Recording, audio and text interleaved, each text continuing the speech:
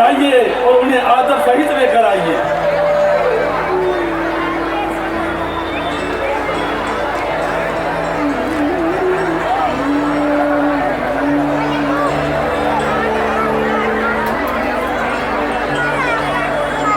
आइए ऋषिवर, ब्रह्म ऋषि स्वामी प्रणाम। ऋषिवर कल्याण हो।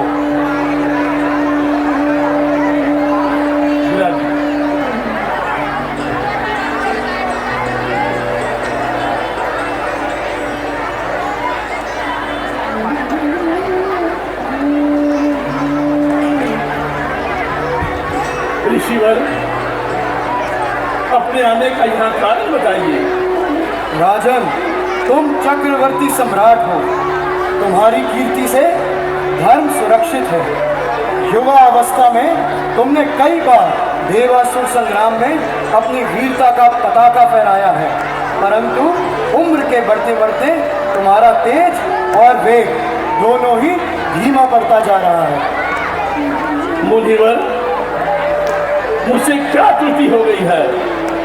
राजन, मैं गृहस्थ पालन को बुरा नहीं कह रहा, परंतु अगर कोई राजा बालकों के मोह में प्रजा की हित को भूल जाए, यह कोई शोभनीय बात नहीं है। मुनिवर, आप ऋषियों के प्रताप से मुझे चौथेपन में ही मुझे पुत्रों की प्राप्ति हुई है। मैं बच्चों के मोह में डूबा जरूर हूं, लेकिन प्रजा के प्रति मैंने अपना कर्तव्य कभी नहीं भूला। राजन, चौथेपन में भी सही विधाता ने तुम्हें 4 रत्नों समान पुत्र सौभाग्य करे हैं। वैसे भी गृहस्थ पालन से प्रजा पालन का कर्तव्य अधिक ऊंचा होता है। आप स्पष्ट कीजिए मुनिवर, मैं आपकी किस तरह से सेवा कर सकता हूँ? राजन, हम ऋषि मुनि लोक कल्याण के लिए यज्ञ करते हैं, साधना करते हैं। कुछ असुर उसको यज्ञ को विध्वंस कर देते हैं, उसमें बाधा ला देते हैं। आप ही बताइए, यदि यज्ञ नहीं होंगे तो योजनाएं आगे कैसे बढ़ेंगी? मुनिवर, ये तो अनुचित है, ऐसा कदापि नहीं होना चाहिए। मेरी बुझाएं आज भी उन राक्षसों से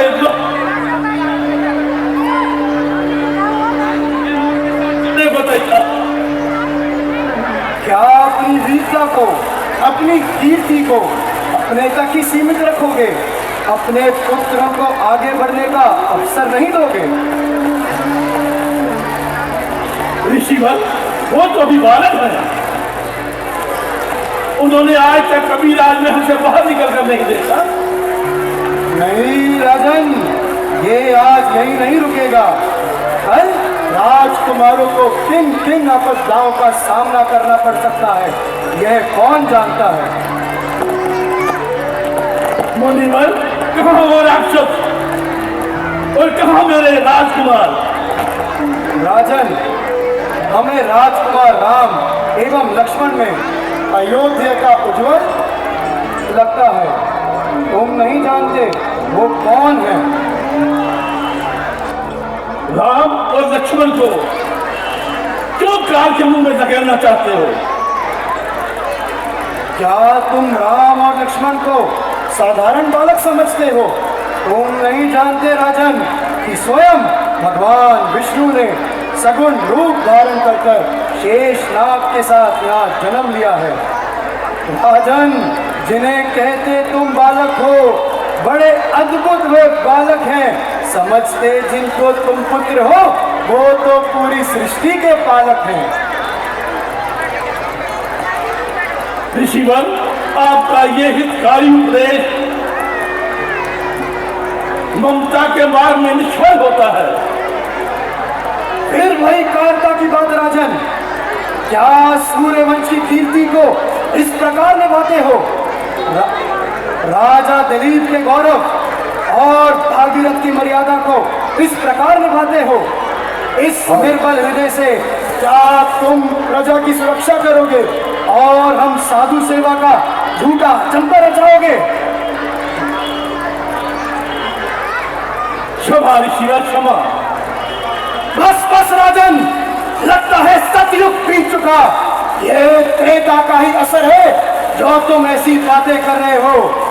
भूल रहे हो तुम राजन, मैं वही ब्रह्म ऋषि विश्वामित्र हूँ जिसने तुम्हारे पूर्वज त्रिशंकु के लिए अलग स्वर्ग की स्थापना करी।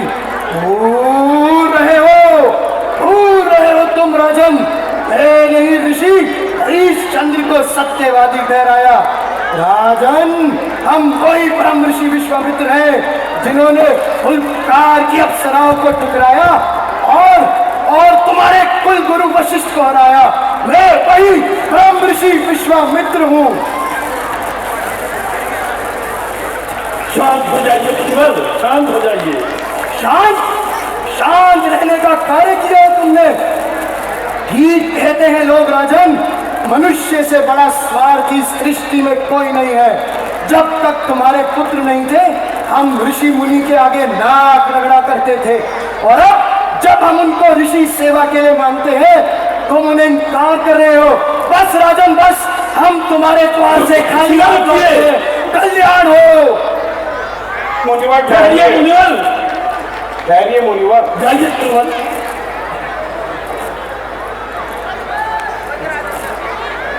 राजन, वो वश अपने कर्तव्य से भटक रहे हैं जो संपूर्ण सृष्टि के दुखों को दूर करने वाले हैं। उनका क्या बिगाड़ सकते हैं? आप महायशस्वी ब्रह्म ऋषि विश्वामित्र को खाली हाथ न लौटाइए और राम लक्ष्मण को इनके साथ भेज दीजिए। अच्छा गुरुवर, मैं आपकी और मुनिवर की और राम और लक्ष्मण को इनके साथ मिला करता हूँ। मंत्री जी जाइए, राम और लक्ष्मण को बुला लाइए।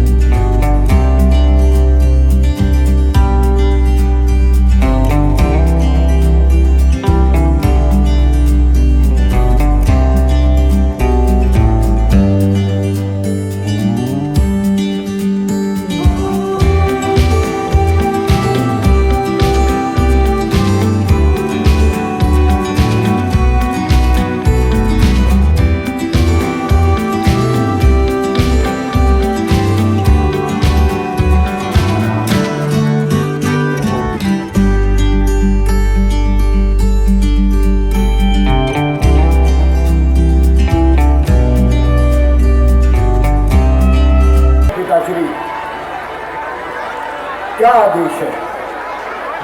आपका पुत्र राम आपकी आज्ञा के अनुसार आपकी सभा में उपस्थित है।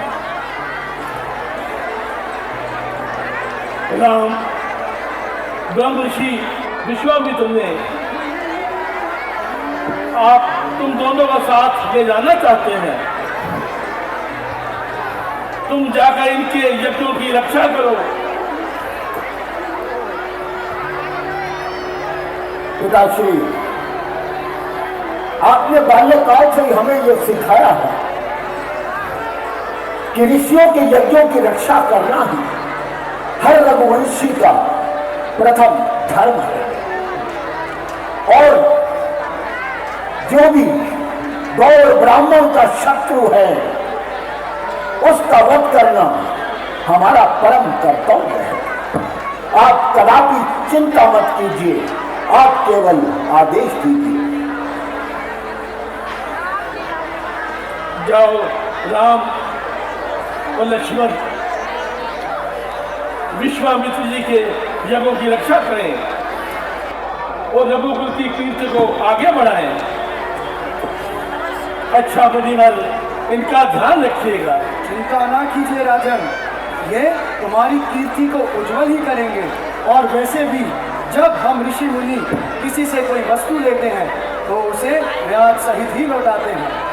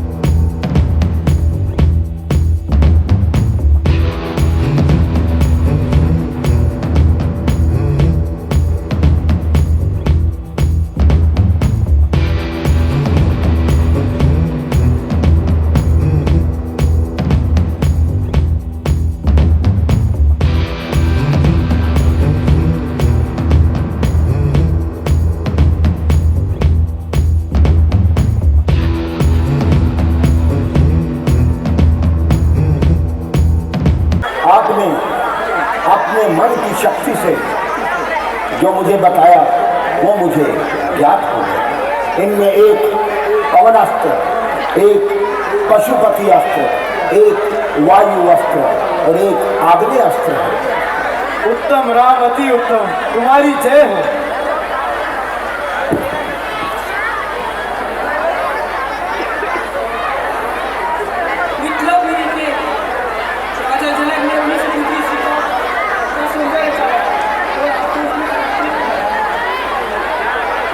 मिथिलापुरी के राजा जनक ने आपको संदर्भ में बुलाया है, उसने आपको आमंत्रित किया है।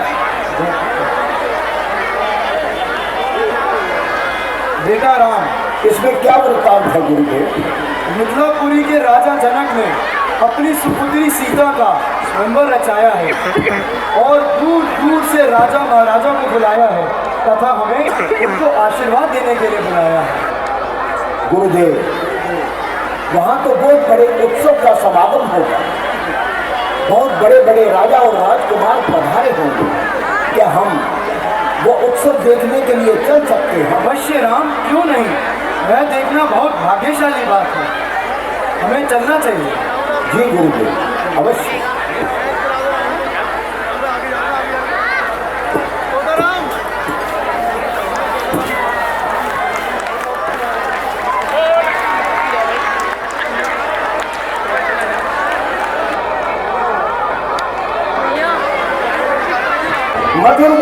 नए पक्षी रस का भरते हैं। जूही, चंपा, चमेली नित्य नई शोभा दिखाती है, हजारों रूप माया के घड़ी भर में दिखाती है।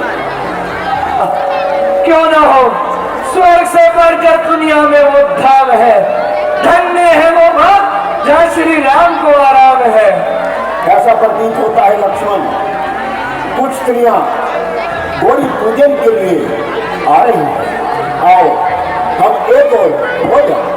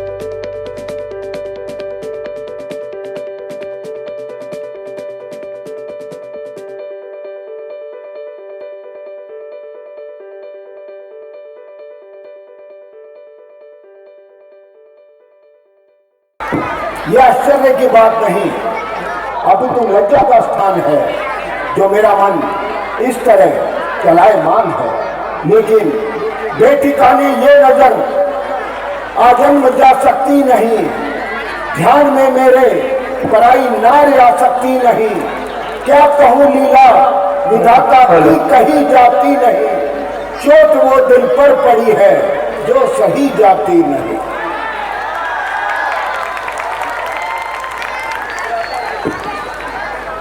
गुरु जी की संध्या का समय हो रहा है, अगर आपकी आज्ञा हो तो हमें चलना चाहिए। पांव को चलना पड़ेगा, मन यहीं रह जाएगा, ठोकरे खाएगा बेचारा, कुछ नहीं कह पाएगा।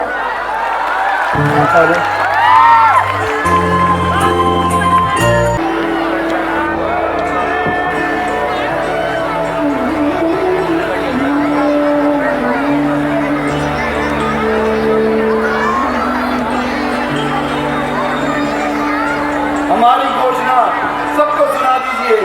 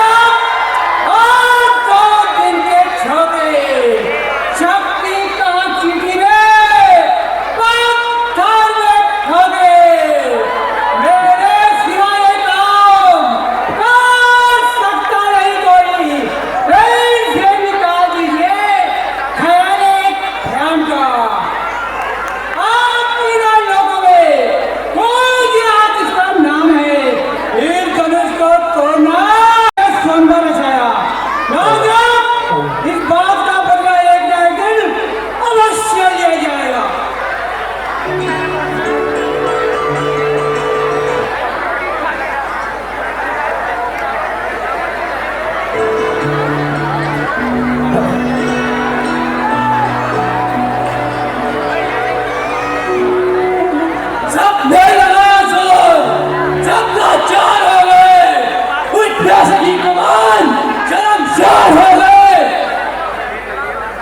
उठने की नियत थी मेरी इस एक हाथ में,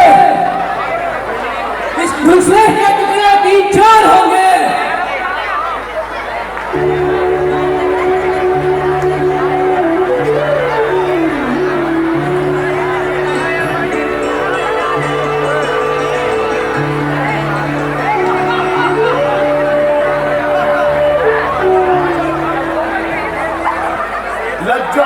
लज्जा करो, एक छाती उभारते करने वालों, लज्जा करो। तुम रंगे हुए सियारों को मैंने सीन समझ के मैंने भूल की। जिस शिव धनुष को मेरी पुत्री सीता आसानी से उठा लेती थी, उसका चिल्ला कराना तो दूर, उसे हिला भी नहीं सके। दीप दीप के राजा जनों, किसे कहे बलशाली है, मुझको तो ये ज्ञात हुआ ये पृथ्वी वीरों से खाली है। बस बस राजन, सबको तिराई दे बैठे, हम सही क्या है, औरों की बातें करता है राजा जनक, तू खुद ही क्या है, यूं बिना विचारे कहते हो ये वचन तुम्हारे तीखे हैं, कहते हैं घायल देखो ये कांट तुम्हारे सरीखे हैं। एक एक छेद छाती में, एक पूरे टुकड़े में, अफसोस है ये राजा जनक, ये पंछी पड़ा है पिंजरे में।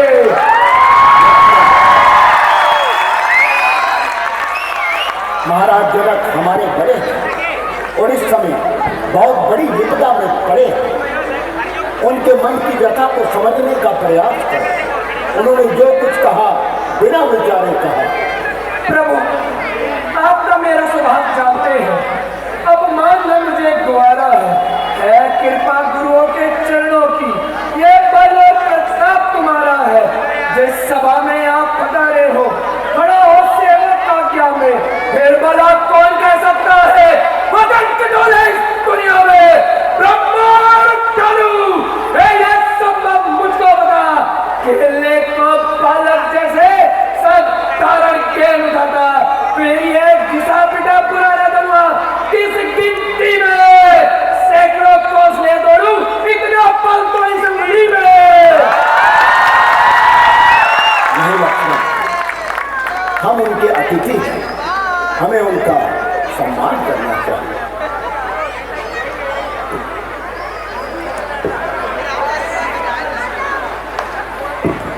युवराज राम, इस वीर सभा के सन्नाटे को देखो, जाओ पुत्र अपना पराक्रम दिखाओ। लेकिन गुरुदेव, मुझे इस धनुष यज्ञ के लिए आमंत्रित नहीं किया गया। मैं तो केवल एक दर्शक के रूप में यहाँ उपस्थित हूँ। मैं आपको आमंत्रित करता हूँ। जाओ पुत्र राम और ये धनुष पर प्रत्यंचा चढ़ाओ।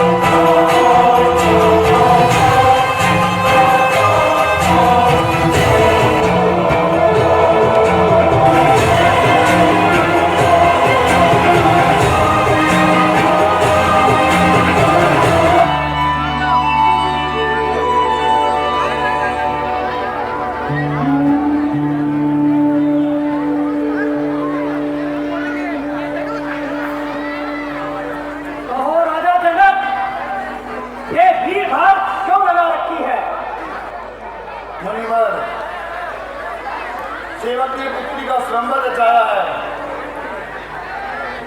इसीलिए देश के राजाओं को बुलाया है। दूर रहे तुझसे सदा द्वेष भाव और राग, दोष न व्यापे जगत में होवे अटल सुहा। ओहो राजा विश्वामित्र जी, कहिए परशुराम, सब कुशल तो है? जी जी। अपना परिचय दो पुत्र। मुनिवर, मैं महाराज दशरथ का पुत्र राम, मेरा अनुज लक्ष्मण आपके श्री चरणों में नमस्कार करते हैं, प्रणाम करते हैं।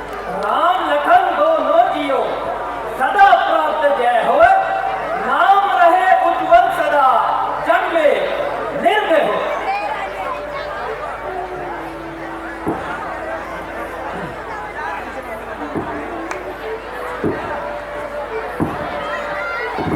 ये क्या शिव चाप की ये दशा, आबूझ जनक जल दीपकवा, क्या धनुआ किसने तोड़ा है? किसने भले स्वयंवर में सीता से नाता जोड़ा है? अत्यंत अत्यंत शीघ्र बदला, वरना सब चौपट कर डालूंगा। जहां तलक दी है राज्य तेरा, सब उलट उलट कर डालूंगा। शिव धनुष तोड़ने वाला भी कोई शिव का प्यारा होगा।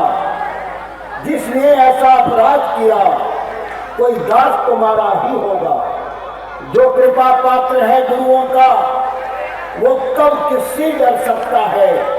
जो सेवक है इन चरणों का ये कार्य वही कर सकता है। सेवक? कैसा सेवक? सेवक तो वह है, सेवा ही जिसका जीवन है। जो पहली सा कार्य करे वो इस पर्चे का भोजन है। ओ राम हुआ है अगुआ तू इस क्षत्रिय दल की गाड़ी में, इसलिए मुझे याद आई चिंता है चार की गाड़ी में। सुख का संवाद कभी कभी दुख का कारण बन जाता है। मीठा और मधुर बोलने से ही तो ताप इंद्रे में आता है। अधिक मीठा होता है तो नाशक न कराता है। मीठे गन्ने को तो देखो और लू में पेला जाता है। भाई ने मीठे वचन बोले तो क्रोध इतना कराया, सबसे पहले वो बोल उठे तो दोषी उन्हें ठहराया। अच्छा अच्छा, हम अपराधी ही सही, ये जहर हम मीने खोला है। जो कुछ करना है कर लो, ये शिवचाप ये तनवा हमने तोड़ा है। क्या हुआ तुझे? जो बात काटता जाता है मुझको न्योतारी ब्राह्मण समझा, जो मुझको डांटता जाता है मुझको सीधा ब्राह्मण न जान। मैं क्षत्रिय कुल का कोई हूँ, रघुवंशी, बाल ब्रह्मचारी, अति क्रोधी हूँ, निर्मोही हूँ। मेरे इस पर्चे ने खून की नदियां बहा दी है। इस आर्य भूमि में शब्दारी विधवा बना दी है। विख्यात विख्यात शस्त्र भाव करके कुछ दंड काटने वाला है। इस पर्चे को तो तू ही बिलो जो रक्त चाटने वाला है। महाराज, बस इसी एक परसे से तो शूरों के स्वर का द्वार खुला। हल्दी की एक गांठ से बस रट्टे का बाजार खुला। बीत चुकी अब इसकी बात, शस्त्र आपका गुट्ठल है। इस पर्चे में वह बात का जो बूढ़ी वाणी में पल है। ये पर्चा दिखलाकर क्या क्षत्रिय कुमार बना रहे हैं? महाराज, तो बलिहारी की खूब से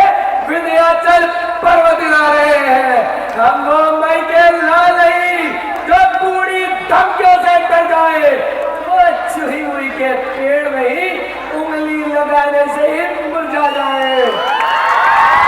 पिता के ऋण से उन्हीं हुआ, अरु माता का बलिदाता है। गुरु ऋण के कारण ही एक बार हाथ खुजलाता है। उस कर्जे का ऐसा भुगतान करूंगा मैं, अपने इस कुटिल कुल्हाड़े से तेरा बलिदान करूंगा मैं। अरे महाराज, ये पर्चा दिखलाकर जो बार बार मुझे डराने आए हैं, क्या काल आपका वाहन है जिसको आप साथ लाए हैं? वो शूर नहीं कहलाते जो अपने आप बखान करे, वो कार्य भी नहीं कर सकते जो सिर्फ बातों का भुगतान करे। इसलिए ये पर्चा आपको मुबारक, जिसने अपनों का लहू चाटा। बलिहारी ये पर्चा जिसने माता का गला काटा। बाकी रहा गुरु करे तो उसको भी हम मुक्ता देंगे। यदि आप ले आए महाजन को तो कोई मुक्ता देंगे। और राजा क्या लड़के, क्यों नहीं मुंह को संभाल रहा? वो जैसे क्रोधी के आगे यूं तू आंखें निकाल रहा। महादेव का महाधनुष अत्यंत विदित और अनुपम है। ऐसे प्रचंड को दंड भला क्या छोटी मोटी घमसम है? महाराज, आप उच्च कुल के ब्राह्मण हैं, इसलिए मेरा ये कहना है, ब्राह्मणों का आभूषण क्रोध नहीं जो श्री महाराज ने पहना है, ये आभूषण तो है राजपूतों का जो पहना जाता है रण में। अपराध क्षमा हो मुनिवर, शांति चाहिए ब्राह्मणों में।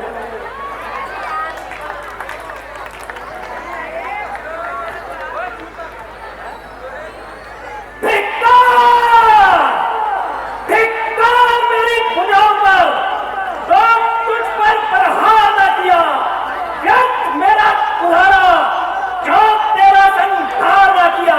फिर कैसा प्रश्न बालक बनता जब बालक स्वयं ही उछलता है? दोष मत देना जगत वाला, अब ये पर्चा इस पे पड़ता है। महाराज, है वही शक्तिशाली जग में जो नम्र भाव दिखलाता है। फल वाला तरु जैसे को खिलता है, नीचे को झुकता जाता है। मैना जो मैना करती है, सबके मन को पाती है। बकरी जो मैं करती है, गले चुरी फिरवाती है। धीरज, स्वाभिमान रणवीरों का आभूषण है। नाक सा गर्जन तर्जन ही सच्चे योद्धा का रक्षण है। मैना जो मैना करती है, पिंजरे में जन्म बिताती है। बकरी जो मैंने करती है, छुरी कर तन पर गिरवाती है। मुनि जी, जोड़ दीजिए संता, जो तोड़ा है हमने जब तो जोड़ लीजिए आप। वर्षों में बनी हवेली घंटों में ढह जाती है, इसलिए गर्व करते हैं वो जो मंडल करने वाले हैं। अभिमान करें हम किस बात का जो खंडन करने वाले हैं। हाथी के निकले दांत देखो तो कितने मोटे हैं, परंतु जिनसे वो चबाते वो तो छोटे छोटे हैं। रणवासी के पाले जब रण के पाले पड़ते हैं, कभी काल भी वो उसके आगे बढ़ के लड़ते हैं। देखने में छोटा है, परंतु बड़ा ही ठीक और खोटा है। सोने के लोटे में विष है जो दूध मिलाकर खोता है। भगवान। जंतर के जन को करके भगवान बच्चों की बोली में अनुचित या उचित न रहता है। ये तो गंगा का है बहाव, जिसोर भी चाहे बहता है। ब्राह्मण की भांति आप आते तो सह लेता ये लाते भी। वीरों का वेश देख करके इसने की इतनी बातें भी। अब आप जो दंड देना चाहें उसका अधिकारी तो मैं हूँ।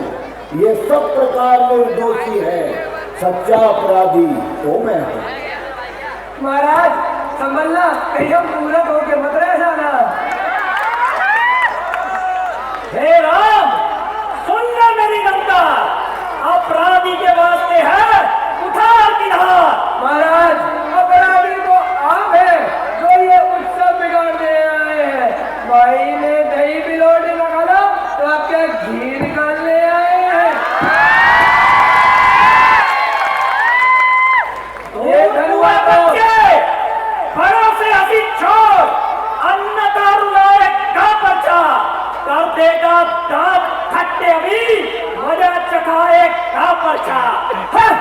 तू बच्चा है, बच्चा ही है, जो मेरे कर से मरता है, तो मुझ जैसे क्रोधी के आगे तू यूं बचपना करता है। अरे महाराज, हम तो बच्चे ही हैं, इसलिए तो बचपना करते हैं। शोभा क्या आपको देता है जो हम बच्चों के मुंह लगते हैं?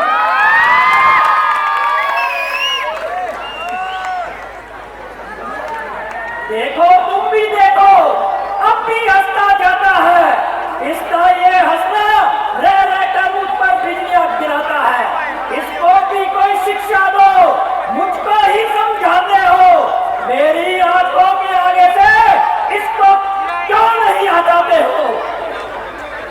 पृथ्वी हो जाए खंड खंड, विंध्याचल तल तल हो जाए, चाहे तूफान समुद्र से उठकर ऊपर अंबर को टकराए, यदि खुद शंकर भी आए तो शंकर ही साक्षी है। रोज मैं उसका संस्कार करूंगा जो रघुराई का बैरी है। ओ कठोर बालक, फिर वैसे ही कटु वचन बोलता है, जले हुए को और जलाता है। ओ माँ के दूध को लगाने वाले, अपना काल स्वयं बुलाता है। बस बस महाराज, बहुत हो चुका। हम रघुवंशियों की माताएं पालने में ही सिखा देती है, उन पर कभी भी प्रहार मत करना जिन्होंने माथे पे त्रिपुट, जनेऊ और ऋषि के वस्त्र धारण करे हो। अगर आप में हिम्मत है तो इन तीनों को त्याग दीजिए, फिर देखिए सुमित्रा के दूत का क्या कर सकता है आपका।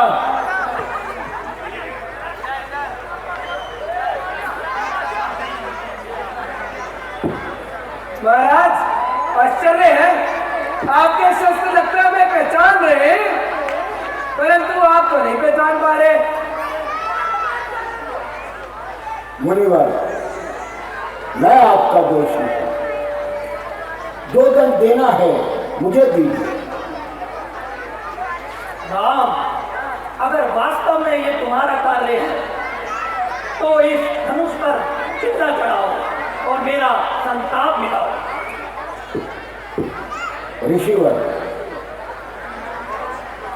ये तो श्री नारायण का सारंग धनुष है। आपको ये भी मालूम है? बस मेरा संशय दूर हो गया। लेकिन ऋषिवर, मेरा संशय तो दूर नहीं हुआ, क्योंकि मेरा बाण जब एक बार धनुष पर चढ़ जाता है तो किसी न किसी के प्राण लेकर ही लौटता है। तो ये किसके प्राण लेगा? अरे महाराज, आपके ही तो लेगा, और किसने लेगा? तो बताएं, ऋषिवर बताएं कि मैं इसे किस दिशा में छोड़ूं? राम, इस बाण को दक्षिण दिशा में छोड़ दो, जिससे राक्षसों का संहार होता है।